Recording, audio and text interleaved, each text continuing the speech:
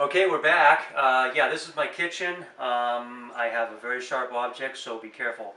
I've invited you into the kitchen because it's one thing to grow some vegetables, which is hard enough in the climate that I'm faced with.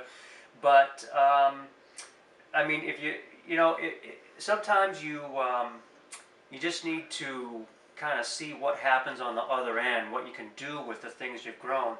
So I've got my yellow pear tomatoes. I've already started slicing some up, and I have a few more waiting, and I have a bowl full, mostly green ones.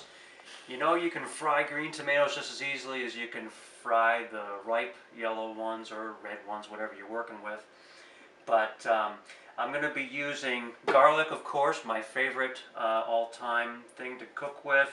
A little bit of ground black pepper, and then some paprika.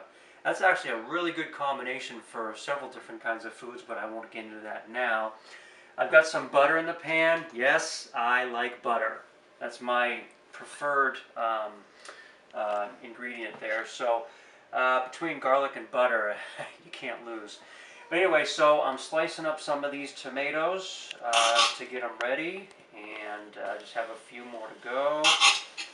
This one's a little too small, so it goes in there. And I missed that slice, but close enough. And a couple more here. That one just kind of smashed under the knife, but that's okay. It'll fry up just as good. And these aren't going to spend very long in the pan, by the way. So, of course, I've rinsed them. Be sure you always rinse your vegetables when you bring them in and before you cook them. Rinse them, pat them dry on a paper towel, and then we just add a little bit of, actually a lot of garlic. And there's one, and then gotta go easy on the black pepper. You don't want to overwhelm the tomatoes, and that's what the black pepper will do. So just a little bit of that. And I really like paprika, so I'm going to put a good amount of paprika on there to make sure it gets all over them. Alright, and looks like our pan is ready. So always be sure you use a clean cutting surface. You don't want to contaminate stuff. Always clean that real good.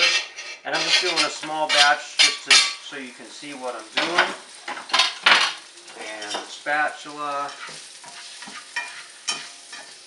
And I'm on about 7, a little more than medium heat to fry these up quick. They're not going to spend too long in there. And this is one of those things you don't plan on. Got to have a plate. Just a little bit longer on the heat.